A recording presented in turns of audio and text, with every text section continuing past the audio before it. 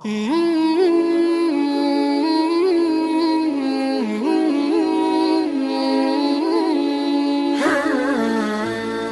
اللہ الرحمن الرحیم۔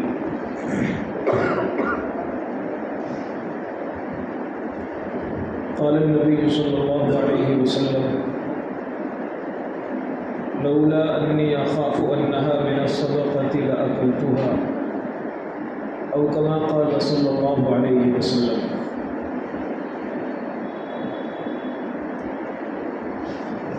ایک حدیث ہے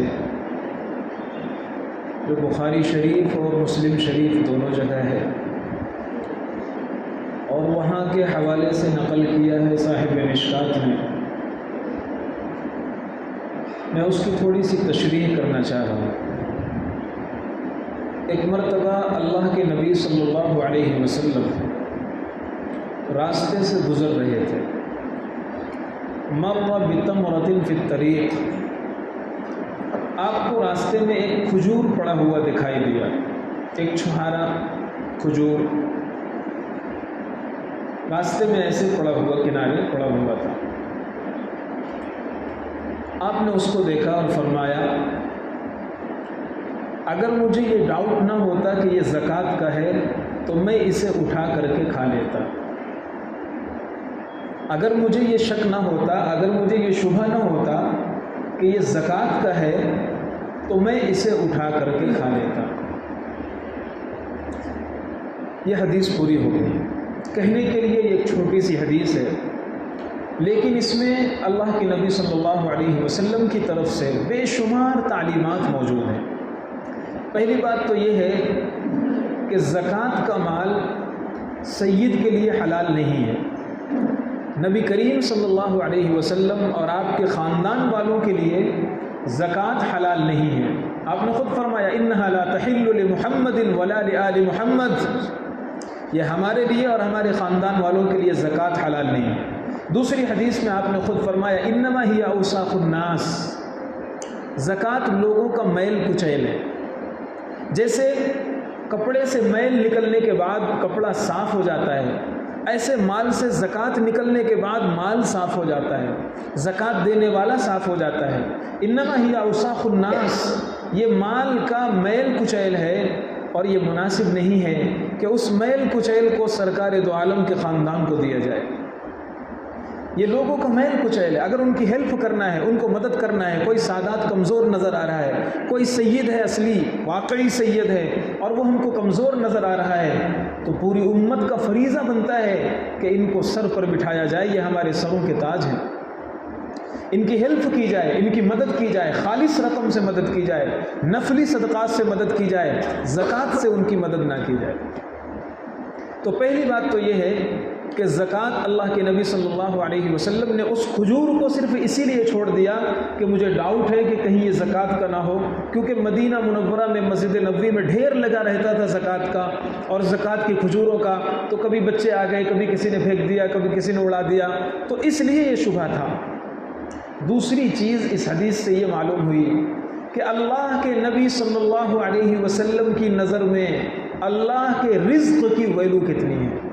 ایک کھجور ہے، سنگل کھجور، مر بتمرۃ فی الطریق، حدیث کے الفاظ ہیں، ایک کھجور تھا، لیکن سرکار دو عالم صلی اللہ علیہ وسلم نے فرمایا اگر مجھے زکوٰۃ کا ڈاؤٹ نہ ہوتا، کیونکہ زکوٰۃ میرے لیے حرام ہے، اگر زکوٰۃ کا شبہ نہ ہوتا تو میں اسے اٹھا کر کے ضرور کھا لیتا، اس لیے کہ یہ اللہ کا رزق ہے، اللہ کا دیا ہوا مال ہے۔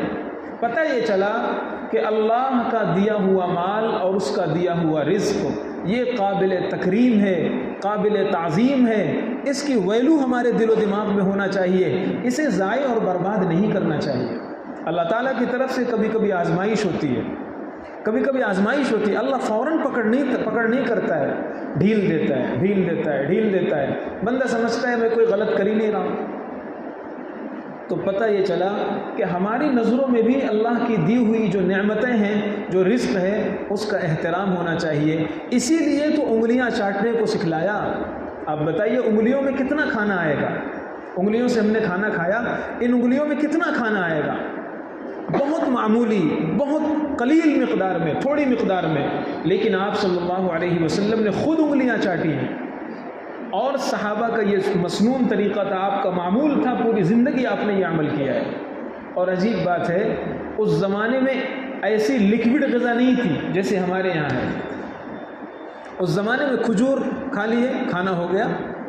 بھنا ہوا گوشت، جیسے ہمارے یہاں مسالے والا گوشت چلتا ہے نا، عربوں میں یہ سب نہیں تھا۔ آگ میں بھنا ہوا گوشت اور ویسے کھا رہے ہیں، پورا پورا بکرا بھون دیا گیا، کاٹ کاٹ کر کے کھا رہے ہیں، حدیث میں موجود ہے سب۔ پھر آپ اندازہ لگائیے، اگر کسی نے بھنی ہوئی تندوری چکن کھایا کسی نے، یا مثال کے طور پر بکرے کی بوٹیاں کھائی، تو ہاتھ میں کتنا لگے گا؟ مسالہ ہو تو زیادہ لگے گا، ویسا کوئی شوربہ ہو تو زیادہ لگے گا، لیکن کتنا لگے گا؟ بہت معمولی مقدار۔ اور حدیث میں ہے اللہ کے نبی صلی اللہ علیہ وسلم اہتمام سے انگلیوں کو چاٹ رہے ہیں۔ یہ کیا چیز ہے؟ یہ رزق کا احترام سکھلایا، رزق کی ویلو سکھلائی۔ اسی طرح آپ نے فرمایا پلیٹ چاٹ لیا کرو۔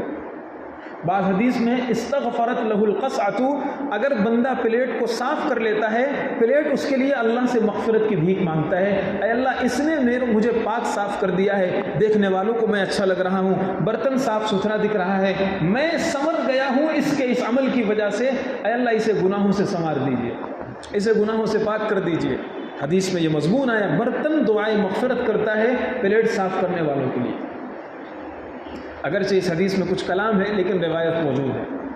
خیر، میں عرض یہ کر رہا ہوں کہ رزق کا احترام ہمارے نبی نے ہم کو سکھلایا۔ ہوتا کیا ہے کہ ہمارے دیندار گھروں میں جو دینداری سمجھے جاتے ہیں جو گھر، ان میں عام طور پر انگلیاں چاٹ لی جاتی ہیں، پلیٹ صاف کر لیا جاتا ہے، یہ بھی کر لیا جاتا ہے، لیکن جس چمچ سے کھانا نکالا جاتا ہے، ایک تو چھوٹا چمچ جب کسی نے استعمال کیا کھانا کھانے کے لیے، وہ تو منہ سے صاف کر لیا، صاف ہو گیا، لیکن جس بڑے چمچ سے برتن سے کھانا نکال کر دیا جاتا ہے، اسے کوئی صاف نہیں کرتا، اکثر و بیشتر وہ ایسے ہی رکھا رہتا ہے۔ خواتین بھی ایسے رکھ دیتی ہیں، وہ دال چاول اس میں سوکھ جاتا ہے، دانہ دو دانہ لگا رہتا ہے، اور وہی دھل دیا جاتا ہے، وہ نالیوں میں جاتا ہے جہاں پیشاب گیا ہے۔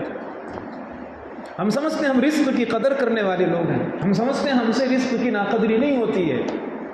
میں ایک دسترخوان پر بیٹھا ہوا تھا، تو میں نے ایک بزرگ کو دیکھا کہ وہ کھانا کھا رہے ہیں، کڑی پتہ ہے، کڑی پتہ، انہوں نے اس کو اٹھایا اور کڑی پتے کو چاٹا اور پھر دسترخوان پر ڈالا۔ مرچ آئی، کالی مرچ، انہوں نے اس کو لیا اور چاٹا، اور تو میں تعجب کی نگاہ سے ان کو دیکھنے لگا، تو وہ بھاگ گئے، سمجھ گئے، تو انہوں نے مجھ سے کہا یہ جو کڑی پتے میں دال لگی ہوئی ہے، کیا یہ اللہ کا رزق نہیں ہے؟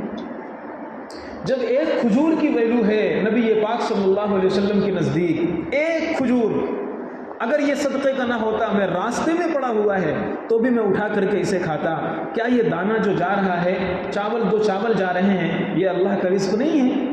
کیا اس کا احترام نہیں ہونا چاہیے؟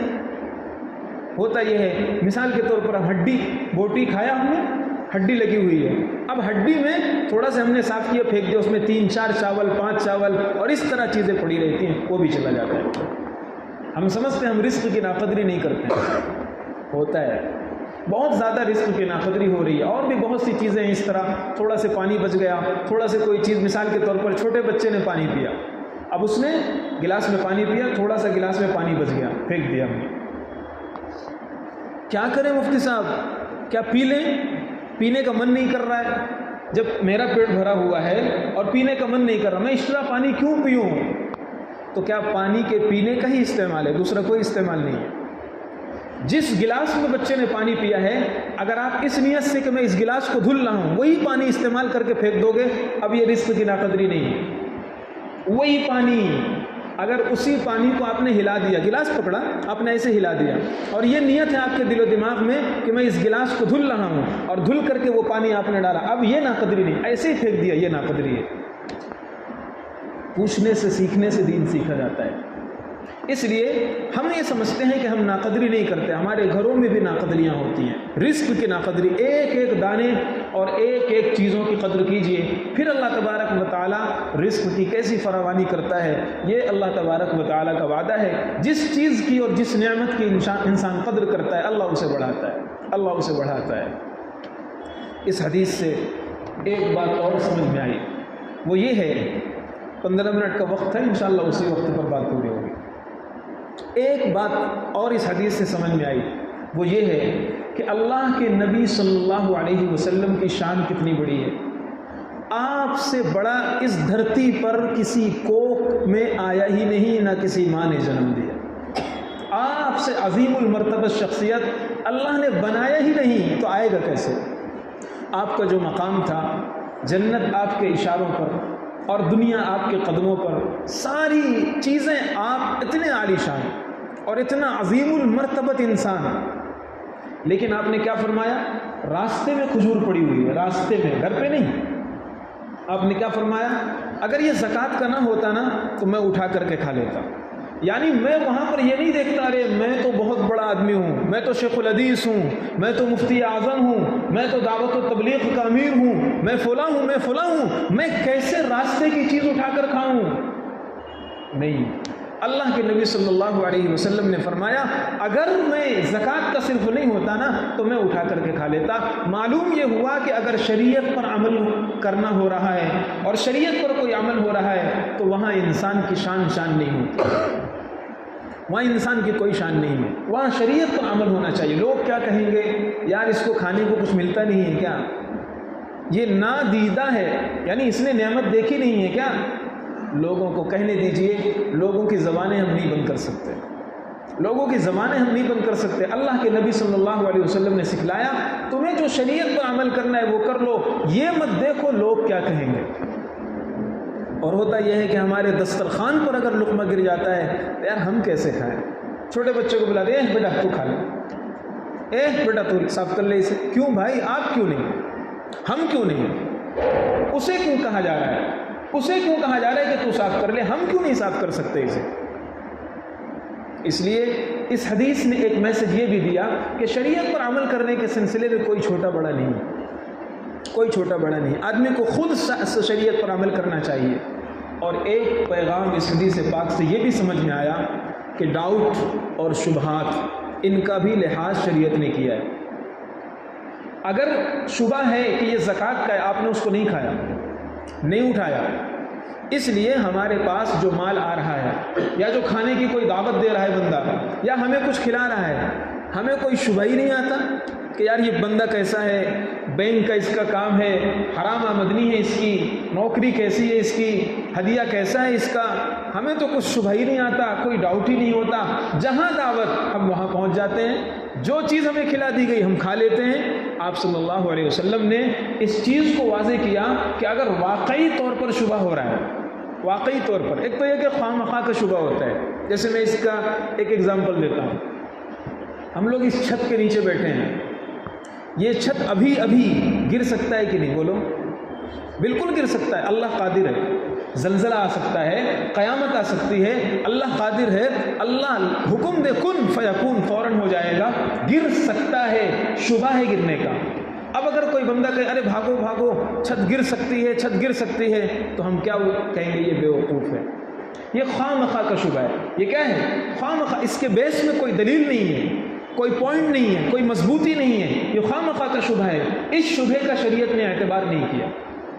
لیکن اگر ایک دیوار ہے، ایک دم بوسیدہ دیوار ہے، مسالے جھڑ چکے ہیں، اینٹ ایک دوسرے سے چھوٹ چکی ہے، اب گری تب گری، ایسا منظر پیش کر رہی ہے، اور پھر کوئی بندہ وہاں سے گزر رہا ہو، اچانک ارے بھائی دیوار گر جائے گی، بھاگو بھاگو، تو اب تیز دوڑے گا، اس کا شکریہ بھی ادا کرے گا۔